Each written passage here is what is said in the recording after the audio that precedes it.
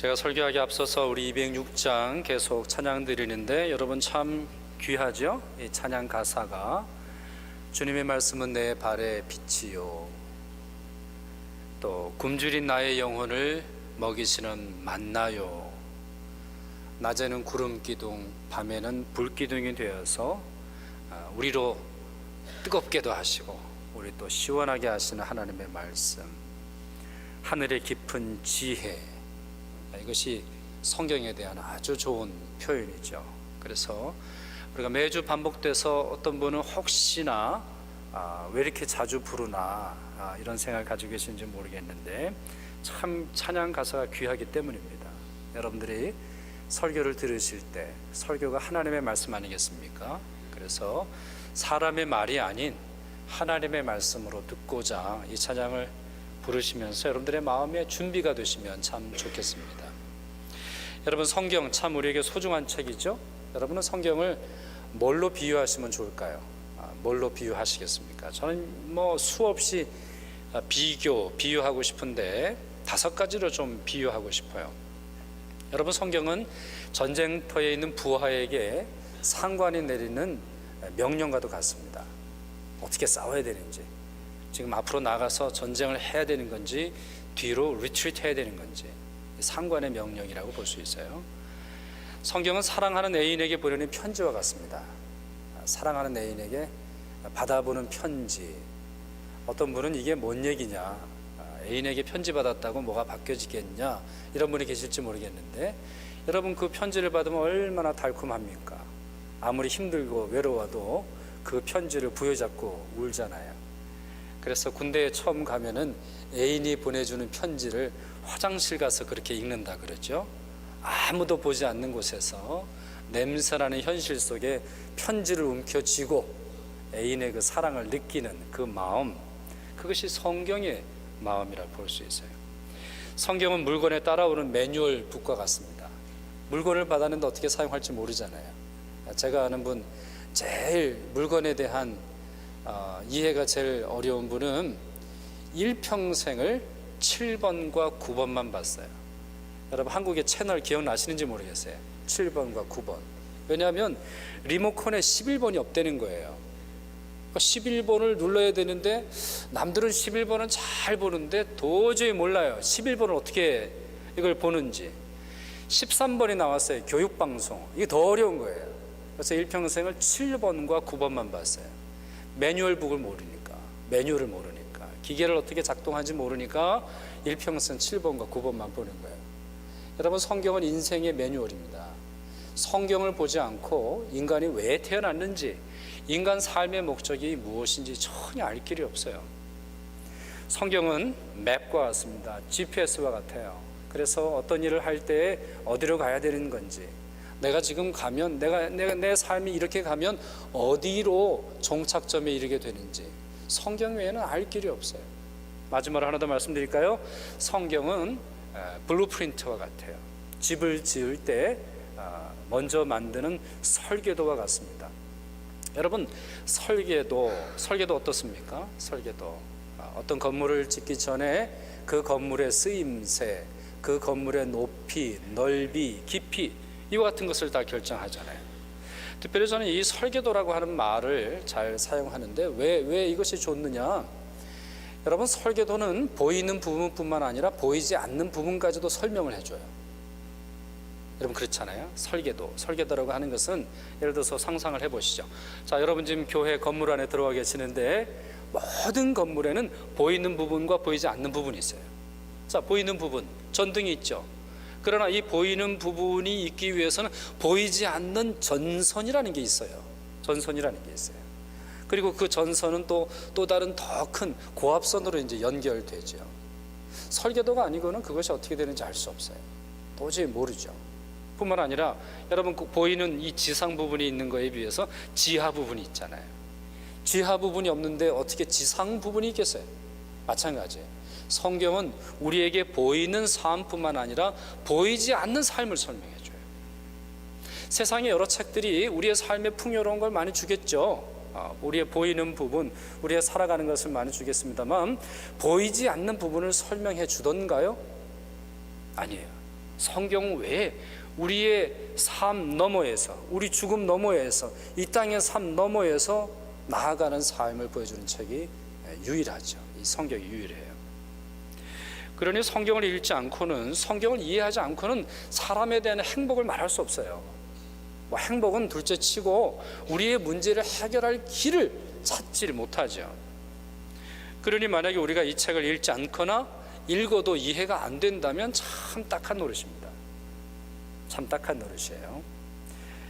여러분, 질문 하나 드리죠. 여러분, 오늘 아침에 성경을 다 가져오셨죠? 네, 뭐 성경책이건 아니면 요즘에 아이패드, 그죠? 아이패드 여러 가지 많이 있는데 가져오셨죠?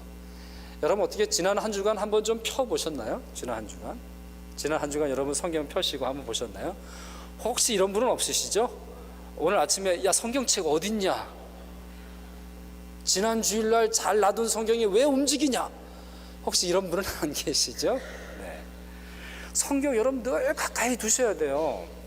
성경이 여러분에 대해서 삶을 이야기해 주기 때문에 참 여러분 이 성경을 가까이 두셔야 돼요. 성경이 없이 또 성경 모르고 성경을 이해하지 못하고 살아가는 것이 우리로서는 큰 안타까움은 아닐 것 같아요. 비유로 설명드리자면, 여러분 공부 못하는 학생들 내일 시험이라도 걱정하지 않죠? 여러분 잘 무슨 얘기인지 모르시는 것 같아요. 가끔 설교하다 보면 영 남의 얘기로 여러분 들으시는데, 여러분 걱정이 안 돼요. 내일 시험이라도 걱정 안 됩니다. 왜? 내가 뭘 모르는지를 모르는데 어차피 오늘 공부를 시작해봐야 내일 찍을 거거든요. 그러니 컨디션 좋게 아침 저녁에 일찍 자고 내일 아침 늦게까지 자서 컨디션 좋게 해서 찍으면 돼요. 그리고 걱정이 없죠. 문제는 아빠들 엄마들이 걱정하는 거예요. 제 인생이 어떻게 될까, 저런 일을 하나. 제가 나중에 이제 설교를 드리겠습니다만, 요즘 아이들 특징이 그 밀레니얼 제너레이션이래요. 타임즈에서 이제 그 설명을 하는데 오직 미 이래요. 미. 근데 애들은 다 그런데 얘네들은 특징이 있어요. 그래도 만족해요. 요즘 세대는 자기 폰을 가지고 자기를 찍은 세대예요.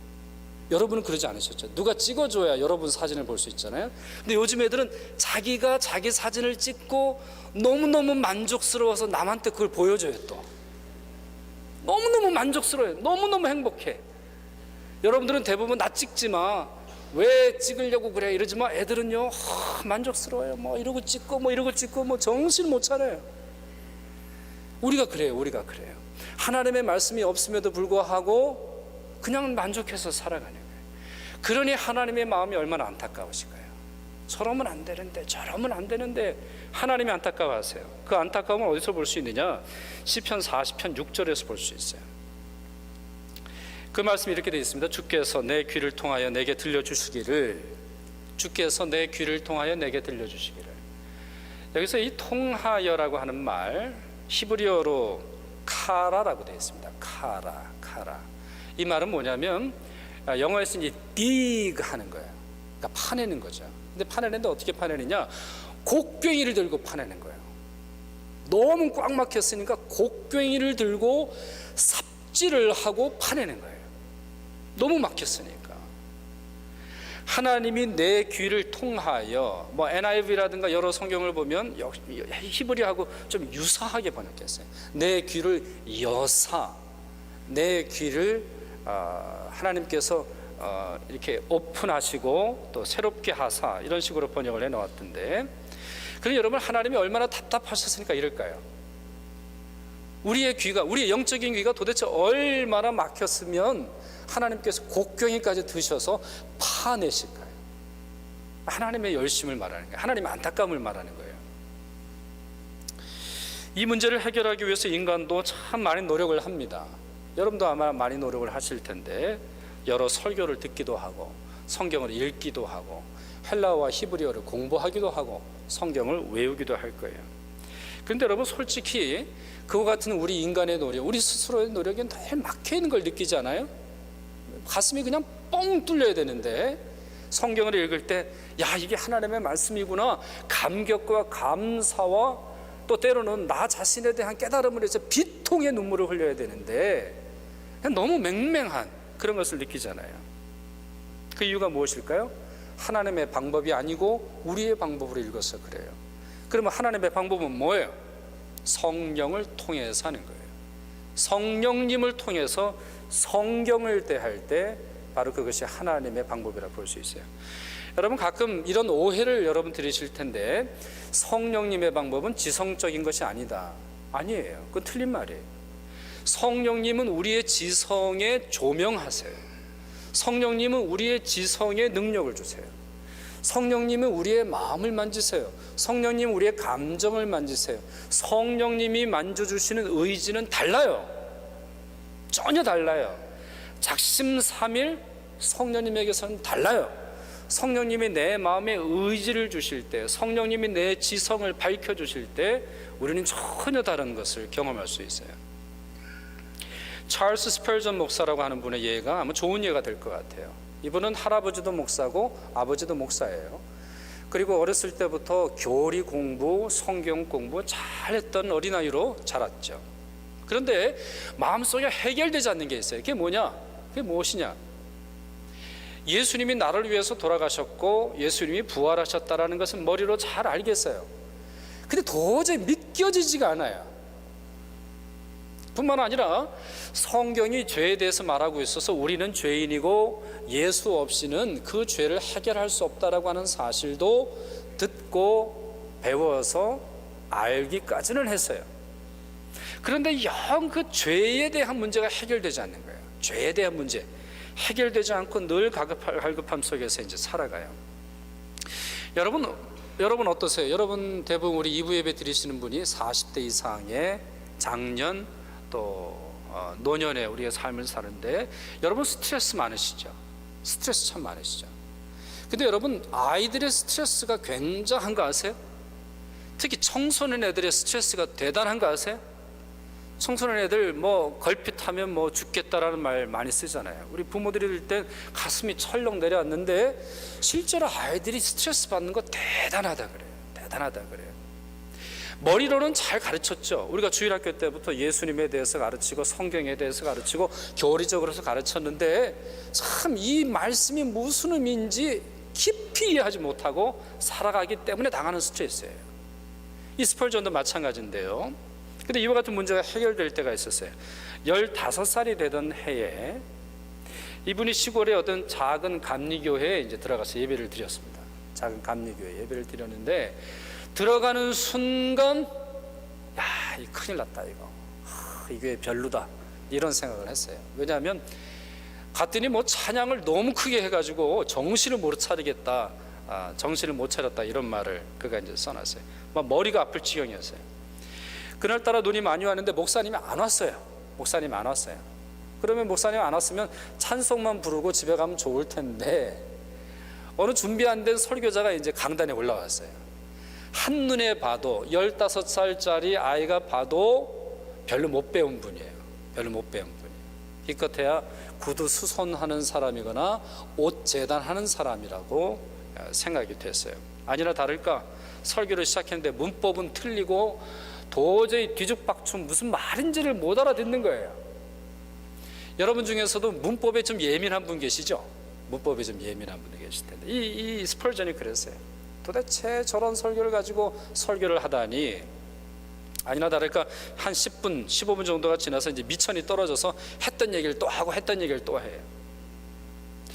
근데 이 설교자가 이 스펄전과 눈이 마주치면서 이런 말을 이 스펄전을 향해서 하게 됩니다. 무슨 말이냐? 젊은이, 예수 그리스도를 바라보시오, 바라보시오, 바라보시오. 당신은 예수 그리스도를 바라보면서 사는 길 외에 다른 길 없습니다. 이 말을 외쳐요. 이 말을 외쳐요. 어떤 한 사람을 향해서, 자기 자신을 향해서 15살짜리 소년을 향해서 이 말을 외치죠. 그때 스펄전 안에 놀라운 일이 벌어졌어요. 그의 고백을 직접 들어보시길 바랍니다. 그때 나는 구원의 길을 보았습니다. 더 이상 바라볼 수 없는 지경이 될 때까지 바라보았습니다. 여러분 너무 놀라운 고백이죠? 그때 나는 구원의 길을 보았습니다. 그때 나는 구원의 길을 보았습니다. 뿐만 아니라 더 이상 바라볼 수 없는 지경이 될 때까지 바라보았습니다. 더 이상 바라볼 수 없을 정도로 깊게, 넓게, 높게, 온전하게 바라볼 수 있었습니다. 그러자 내 영혼을 묶었던 쇠사슬이 산산조각 나는 것을 보았습니다. 그가 이런 고백을 해요. 여러분, 그 설교자가 했던 말, 뭐 다른 말입니까? 다른 말이에요? 젊은이, 예수 그리스도를 바라보시오, 바라보시오, 바라보시오. 예수 그리스도를 바라는 것 외에, 바라보는 것 외에 젊은이가 살 길 없습니다. 뭐 이게 뭐 특별한 말이에요? 너무 평범한 말이잖아요. 그런데 이 말 속에서 하나님의 역사하여 그의 마음에 무거운 죄의 짐을 벗겨주는 놀라운 은총을 경험하게 됩니다. 그때는 몰랐는데 스펄전 목사는 이와 같은 것이 성령의 역사라고 하는 사실을 깨달았습니다. 준비 안 된 설교자, 문법은 엉망이고 내용은 엉성하고 했던 말 또한은 형편없는 설교자. 그러나 그 마음속에 성령이 계시니까 또한 이 듣는 소년의 마음속에서 준비 안 됐고 비판하고 성경에 대해서 잘 알기는 했어도 그 참된 의미를 맛보지 못했던 이 소년에게 있어서도 성령이 임하시자 말씀의 참된 의미가 밝혀졌다라고 하는 것이죠. 단순히 이해하는 정도가 아니라 깨닫는 정도가 아니라 그 말씀의 역사가 나타났다라고 하는 것이죠. 이러한 스펄전 목사의 예는 왜 우리가 성령님을 통해서 성경을 읽어야 하는지 잘 깨닫게 해줍니다. 그렇다면 왜 성령께서 이러한 일을 감당하실 수 있을까요? 세 가지를 여러분에게 말씀드리기를 원합니다. 첫째, 성령께서 성경의 저자이기 때문입니다. 성령님이 성경을 쓰신 분이기 때문입니다. 다윗의 고백을 한번 여러분 같이 읽어볼까요? 우리 사무엘하 23장 2절 같이 읽도록 하겠습니다. 여호와의 영이 나를 통하여 말씀하시며 그의 말씀이 내 혀에 있도다. 또 예레미야 말씀을 한번 또 같이 읽어보죠. 예레미야 1장 9절 말씀 같이 읽습니다. 여호와께서 그의 손을 내밀어 내 입에 대시며 여호와께서 내게 이르시되 보라 내가 내 말을 내 입에 두었노라. 이 두 분은 성경의 아주 탁월한 성경의 저자입니다. 다윗 많은 시편을 지었어요. 많은 노래와 시를 지었지요. 예레미야 아주 탁월한 선지자예요. 예언자예요. 그래서 많은 사람들의 존경을 받았는데 이 두 분이 공통적으로 하는 말이 있어요. 혀는 내 혀예요. 혀는 내 혀예요. 단어는 내 단어예요. 표현도 내 표현이에요. 그런데 그 말씀, 그 말, 그 혀에 역사하는 분은 누구라고요? 하나님의 영이에요. 하나님의 영이 내 혀에 말씀을 주었어요. 그것이 내가 사용하는 단어를 통하여 나의 경험을 통하여 내 체험을 통하여 내가 경험하는 이 역사를 통하여 온 세상 사람들에게 나아간다는 거예요. 그것이 어떻게 가능하냐? 그거는 우리가 좀 알기 어려워요. 그러나 확실한 것이 있다면 성경이 사람의 손으로 쓰여졌다 할지라도 그 본질적인 내용, 그 본질적인 말씀은 성령에서 왔다는 거예요. 그러니 여러분, 성경책을 이해하기 위해서는 누구의 도움이 필요해요? 성령님이 필요하죠. 저자의 도움이 필요해요. 여러분, 우리 이런 사람은 우리 많지 않잖아요? 우리 시를 읽는데 과학자의 눈으로 읽어보세요. 이거 완전 엉터리죠. 과학자의 눈으로 시를 읽어보면 완전 이게 엉터리, 이게 사기꾼의 얘기예요, 이게. 또 아니면 예술 작품을 보는데요. 예술 작품을 보는데 자기 비즈니스로 생각한다고 보세요. 예술 차이콥스키의 그런 음악 아니면 고호, 고갱의 그런 아주 탁월한 그런 예술 작품이 있어요. 근데 돈벌이 하는 걸로만 한번 생각해 본 데가 있어요. 저게 도대체 얼마가 들었을까? 저 재료비가 얼마였을까? 저걸 팔면 얼마나 될까? 여러분, 이런 사람 참 어리석은 사람 아닙니까? 성경도 마찬가지예요. 성경도 성령께서 사람을 통해서 말씀을 주셨기에 성경은 성령을 통해서 읽을 때 제맛이 나는 거예요. 과학적인 생각, 자기의 판단, 자기의 계획, 이걸로는 성경을 이해할 수 없어요. 이해할 수 없어요. 두 번째, 성령님이 우리를 변호해 주시기 때문이에요. 성령님이라고 하는 분은 우리를 변호해 주시는 분이세요. 오늘 우리가 본문으로 읽은 말씀에 이런 말씀이 있잖아요. 내가 아버지께 구하겠으니 그가 또 다른 보혜사를 너희에게 주사 영원토록 너희와 함께 있게 하시리니. 17절 말씀입니다. 그는 진리의 영이라. 그는 너희와 함께 거하시며 또 너희 속에 계시겠습니다. 자, 여러분 이 표현 보시면 성령님의 별명, 성령님의 다른 이름이 나오죠. 보혜사, 보혜사, 진리의 영이라는 이름이 나옵니다.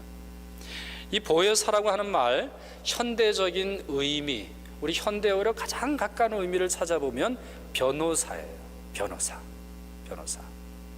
여러분 변호사의 도움을 받아보신 적 있으신지 모르겠는데, 여러분 변호사 잘못 만나면 큰일 나죠. 큰일 납니다. 뭐 사업 망하고 어마어마한 일들이 막 벌어져요. 여러분 변호사는 두 가지 능력이 있어야 돼요. 첫째, 법을 잘 알아야죠. 이 변호사는 법에 대한 전문가여야 돼요. 법을 모르면 안 돼요. 진리를 모르면 안 돼요. 이 재판을 해서 이길지 질지 모르겠는데요, 이렇게 말하면 안 돼요. 가끔 이제 사기꾼 같은 변호사는 어떻게 하든지 이긴다 그래가지고 끝까지 이제 가잖아요. 변호사는 법을 알아야 돼요. 진리를 알아야 돼요. 근데 성경에서 뭐라고 말하고 있어요? 성령님은 진리의 영이세요. 진리를 아시는 분이 아니에요.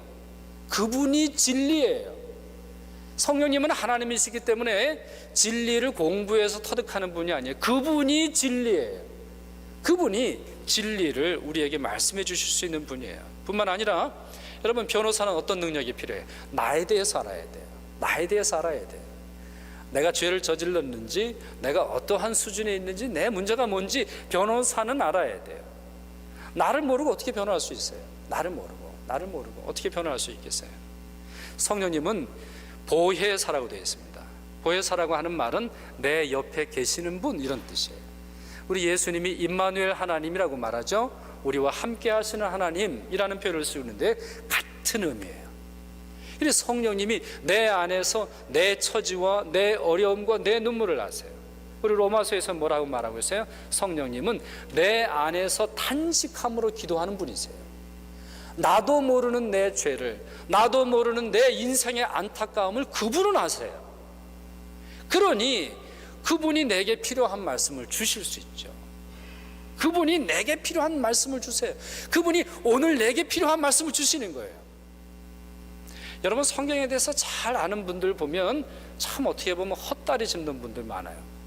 여러분 시험 나올 때 우리 시험 공부할 때 어떤 친구들은 시험에 나올 것만 또 잘하는 공부하는 친구가 있죠. 또 어떤 친구는 아는 건 정말 많아. 그런데 걔는 시험을 너무 못 봐요. 왜? 시험에 안 나오는 것만 열심히 보니까. 참 피해가도 또 그렇게 피해가는 애가 없어요. 어떻게 안 나오는 것만 공부를 해? 안 나오는 것만 그렇게 호기심을 두는 친구들이 있단 말이에요. 성령님은 그렇게 어리석은 분이 아니세요. 우리 삶에 필요한 것을, 왜?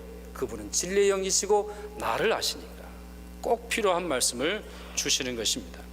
세 번째, 성령께서는 예수님 말씀의 해석자예요.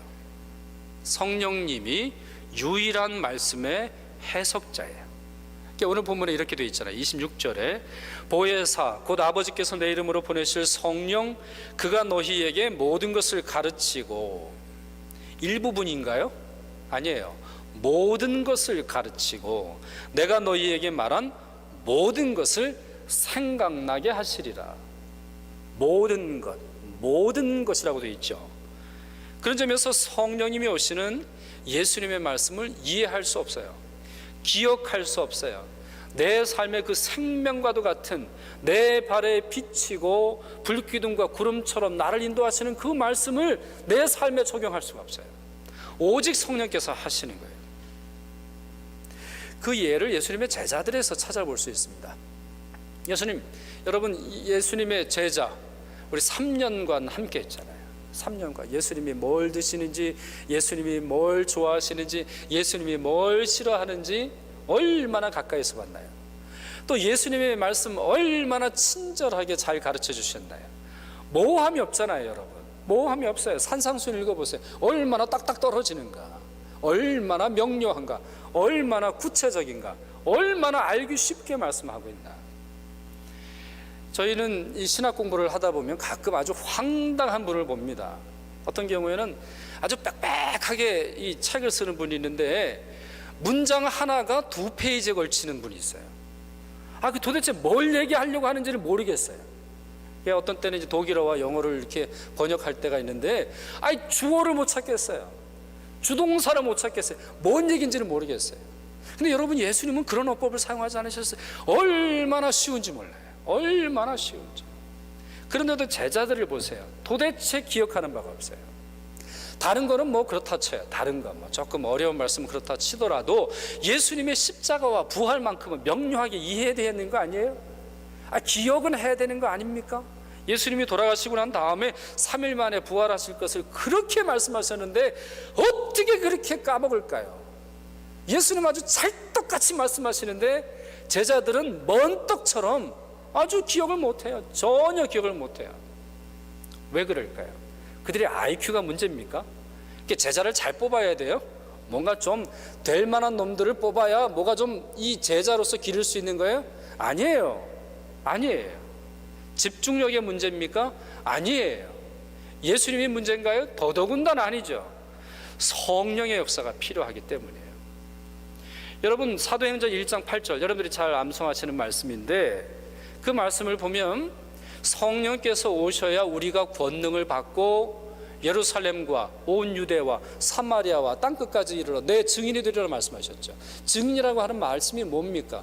예수님의 말씀을 전하는 거죠. 예수님의 삶을 기억해내는 거죠. 예수님이 우리에게 무슨 의미를 주는지 잘 설명해내는 거죠. 그런데 이 모든 문장의 첫 단어가 뭐예요? 오직이에요. 오직 성령이 임하실 때 권능이 있고 오직 성령이 임하실 때 증인이 되는 거예요. 성령 없이는 증인이 안 된다는 말이에요. 성령 없이는 예수님의 말씀을 기억할 수조차 없어요.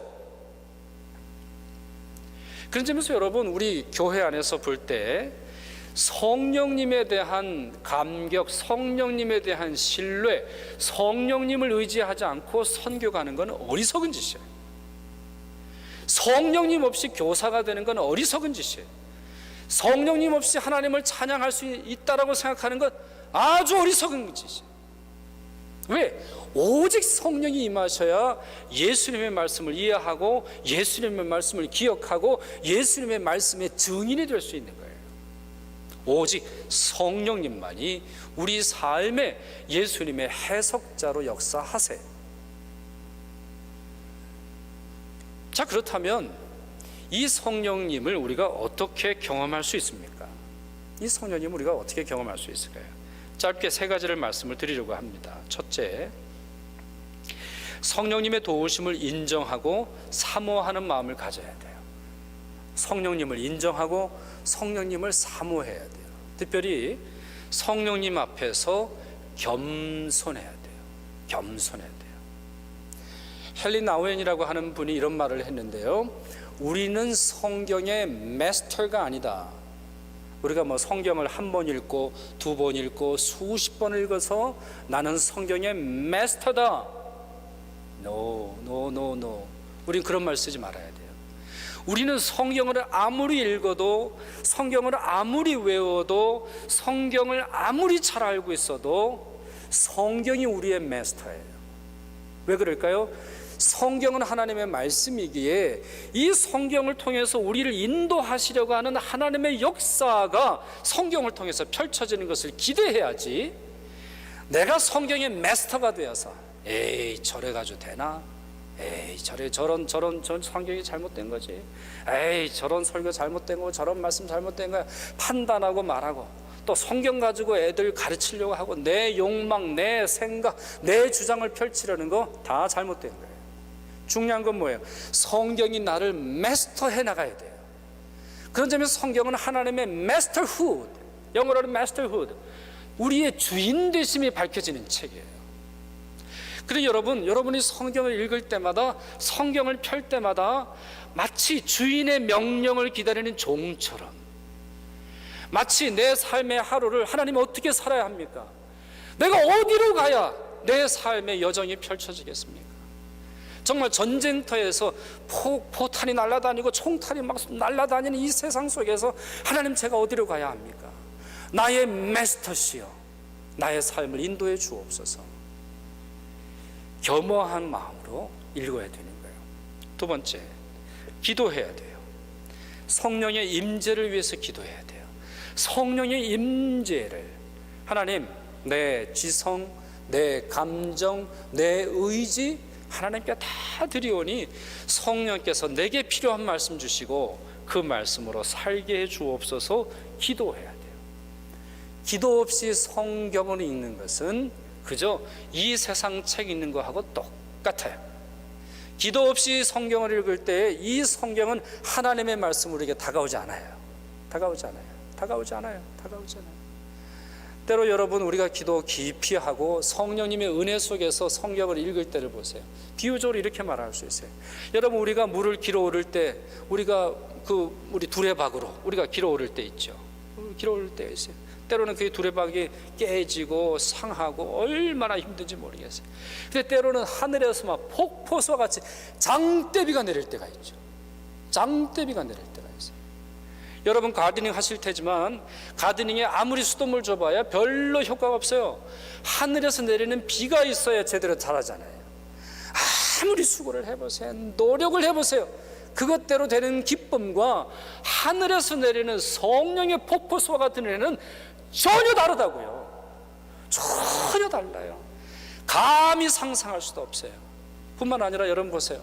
우리 바닷가에서 여러분들 이제 여름에 여러분 많이 베케이션 갈 텐데, 우리 바닷가에서 여러분 이런 사람 보신 적 있어요? 바닷가 앞에 두고 수영장 만드는 사람 보셨어요? 거기에 모래를 파요. 또 모래를 파고 막 한참을 파고, 야, 물이 들어온다, 야, 물이 들어와. 이런 사람 보셨어요? 어리석은 사람이죠. 우리가 할 일은 바다에 풍덩 빠지는 거 아니에요? 마찬가지예요. 여러분, 말씀을 내 생각, 내 판단대로 이리저리 재단하는 것은 그런 어리석은 사람이에요. 바닷가에서 풀장 만드는 사람하고 똑같아. 중요한 것은 성령의 은혜에 풍덩 빠져서 성령의 역사가 나를 인도하시도록 기도하고 그 기도 속에서 하나님을 만나는 과정이 필요한 거예요. 세 번째로, 이와 같은 것은 훈련을 통해서 되는 거예요. 훈련을 통해서. 뒷걸음질 치다가 어쩌다가 경험하는 것이 아니라 훈련을 통해서 되는 것입니다. 그 좋은 방법이 묵상 훈련이에요. 여러분, 저희 교회는 성경을 열심히 읽죠. 그래서 매년 우리가 한 20명 이상, 한 30명 가까이 매년 통독을 합니다. 통독하시는 분들은 더 열심히 하시길 바라고, 그 통독하실 때 묵상하는 훈련을 좀 받으시면 좋겠어요. 묵상하는, 성령님을 통해서 그 말씀의 의미를 더 깊이 깨닫는 그러한 과정을 좀 훈련받으시면 좋겠어요. 여러분, 우리 아버지들 계시고 어머니들 계시는데, 여러분이 성경을 읽는 것 자체로만 만족하지 마세요. 어떻게 읽어야 하는지 좀 배우세요. 또 그 말씀을 어떻게 성령님이 역사하시는지 좀 들으시고 훈련을 받으시면 참 좋을 것 같아요. 결론을 맺죠. 여러분, 성경은 성령님으로 읽어야 돼요.